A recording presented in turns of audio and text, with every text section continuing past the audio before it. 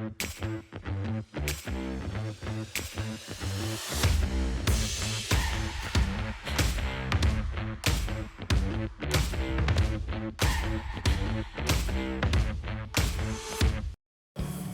we sure get asked a lot about the 394 story, don't we? Yes, we do. So my earliest memory of it, really, you have to jump back to 2007, right? When I did that beer pouring at a law firm. And I happened to meet an attorney who years later would change our lives. So Chris Salentino's become a close friend, and in, March of 2014, I was getting messages from him. I think we need to talk. I have a high-profile sports figure wants to make his own beer, and do you want to guess who it is? In San Diego, our list is kind of small. I think I was thinking, I don't know, Philip Rivers or Dave Winfield, or of course Tony Gwynn. And he said, "Up, stop, you nailed it. It's Tony." And so 48 hours later, you and I are at their house. You filled 4 growlers of beer with different beers. Right. I put goodie bags together for the families, including taster glasses. And then I remember driving up, someone opened the gate for us, and we parked in this huge driveway, saw this big house with big, beautiful double doors. I remember Alicia opening the door and Anisha, and no Tony, but famous dude. So. Well, I do remember walking in the house, tried to be calm and professional because we were there for a business meeting, but being the huge baseball fan that I am, and Tony Gwynn fan, I just had to hold in my excitement. I guess what struck me that first half hour was like, it started to feel like family real quick. And I think that's around the point where Alicia said to her daughter, she said, "Go get tea." And I felt your hand under the table going to my thigh. That was so cute. And you ever said, around the corner, there he is, the man, the legend. If you've never hadn't met Tony in person, you're struck by his size. He was big and gracious and smiling, and it didn't feel like we were in the presence of a Hall of Famer. He just felt like a nice guy who wanted to try these beers. And I remember Tony being very down to earth and jovial. And he made us feel really comfortable. I remember one particular story that he shared about why he wanted the beer.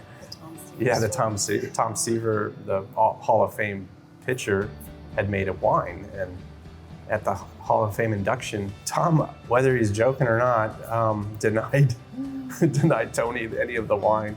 Because I guess rumor has it, or facts have it, that Tony hit a game-winning RBI off him the very first time he ever faced Seaver. I don't think pitchers forget that. So I don't know, joke or not, but Tom wasn't going to let Tony have any of that wine. And that's when Tony started thinking, why don't I make a beer then, And it'll be for the hitters. And, I think he would have enjoyed denying Tom a glass of it had things gone a little differently. Admittedly, Tony was curious about the craft beer movement, but he was kind of a novice. And I said, look, I'm a Grandmaster beer judge, and you're a Hall of Fame baseball player, and it's all about what you like. Don't worry about the terminology or the styles. Tell me what you like. I brought 4 beers. You want to give them a try? So I remember distinctly, I brought a range of ales, but I think it was the Extra Pale Ale, our lightest beer. And then I brought the Nut Brown, which is a rich malty beer. And then I think I brought our IPA, really hoppy and bitter.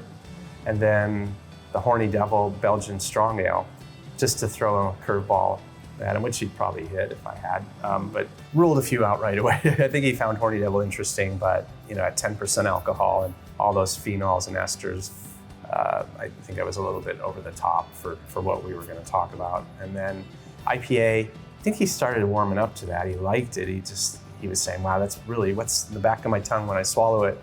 And I said, oh, that's bitterness, So we started talking about that. The Nut Brown didn't interest him because I think he really started to like that hop character that he had experienced in the IPA. And then the X, which is a lighter version of the IPA, but a little more bitter. And he said, wow, I love that orange thing, citrus thing, which is the hops. But when I swallow that tingling on the back of my tongue, I don't like that. So that's when I took the got a clean glass and I put half X and half IPA in one glass. Remember that?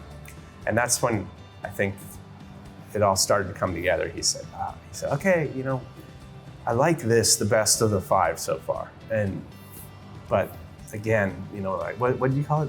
Bitter? Yeah, that bitter. I don't like that. So I do remember he said, I want something light with a kick. Yeah, those were his words. And I think he liked the light color and the drinkability of X. And then the kick, he wanted maybe a touch more alcohol. After we left, I remember, we got to the car. We felt really good about it. And that's when I got a text message from Chris. And it was just one single word. And it just said, home run. And I think we were off and running. We started talking about what to name this thing. If we make a beer together, what would you want to name it? And we made a list. Here's the original piece of paper with the different names. None of them really jumped out. There's obvious ones, Mr. 3000, Mr. Padre. We kept playing with that 1994 year where he batted .394.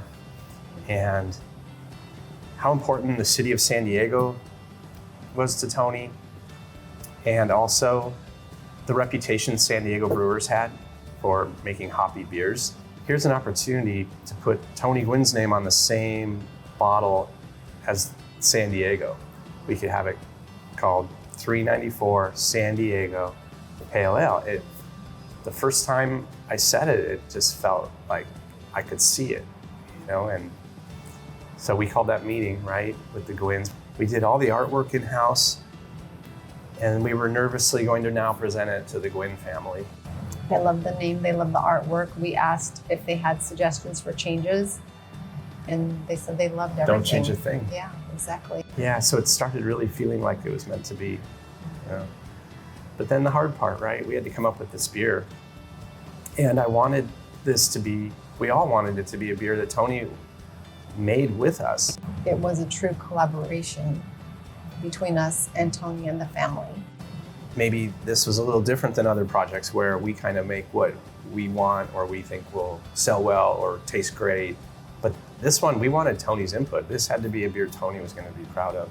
And I remember our initial tasting and a follow-up tasting about this bitterness problem. He just didn't want that in this beer, but he wanted it to be hoppy. So we started making prototypes. In that third try, Tony took a sip and he said, that's it. That's the beer I want to drink at the park. I think people are going to love this. And so we went right into big scale production. We made the very first batch of 394 Pale Ale. There was a Padre beer festival, remember that? And we sent the first 3 kegs of this beer to that festival. And to my knowledge, it still holds the record for quickest kegs blown at a Padre Beer Fest. We didn't know it at the time, but we had a hit on our hand. Yeah. Another Tony Gwynn hit. Received a message on the morning of June 16th, 2014, that Tony had passed. He passed 10 days after the beer launched. Speaking to Alicia, and she told us the story that he was drinking it on his last day, and he was proud of it. And he told Alicia, keep it going, Alicia, keep my dream alive.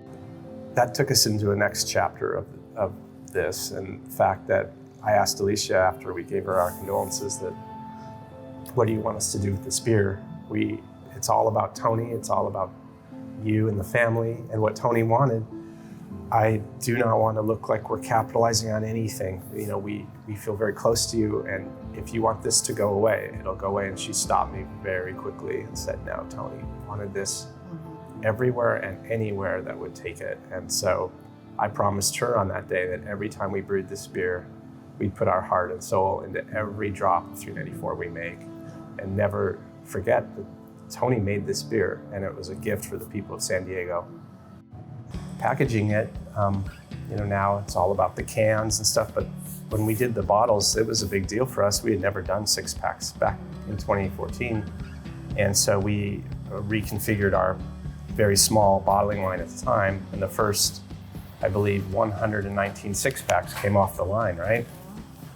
And something told me to grab the first 6-pack. So this is a dusty, old 6-pack of 394 Pale Ale with all the original art, the first 6 bottles that came off the line. The day we launched the 6-packs, we had a long line of people outside who waited, I don't know how many hours to get their chance to buy a 6-pack and get Tony Gwynn Jr.'s autograph. That first year, we made 2 or 3 batches of this beer only, and it sold out quickly. And the next year, we planned our schedule out and we ramped it up. And now it had climbed. It was maybe 15% of what we brewed in all of 2015. It kept climbing, and right now it's the majority of what we do. It's over 50%, and keeping the hundreds of tap handles in keg beer and the thousands of retail accounts and supermarkets that carry the product. This beer pushed us to the forefront of the San Diego beer scene, and it just continues to evolve, and we're not even really sure how big this can be.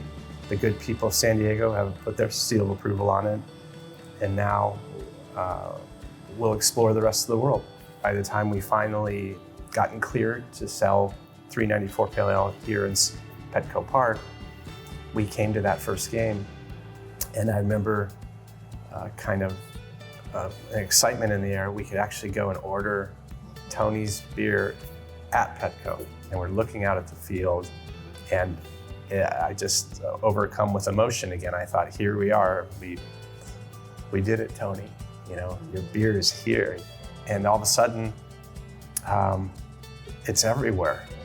It's been called one of the stickiest handles in San Diego, which is a term that salespeople use for when a bar or restaurant brings a beer in, it sticks. This beer was Tony's way of giving back to the people of San Diego. It's a gift. He gave it, and he chose us to deliver it, and we're grateful for that. Balanced, toasty, malty, unmistakably hoppy but not bitter. And the combination and complexity of this beer is with ease of drinkability, makes this just a hugely popular beer, probably cutting through the greatest cross-section of beer drinkers. And I think I'm gonna toss that one to Tony. I think he wanted to make this an inclusive beer, and you didn't have to be snobby and know everything about beer to enjoy this beer. But if you happen to be that person, you're still gonna like it. Tony is Tony's last great hit out of the thousands of hits that he got.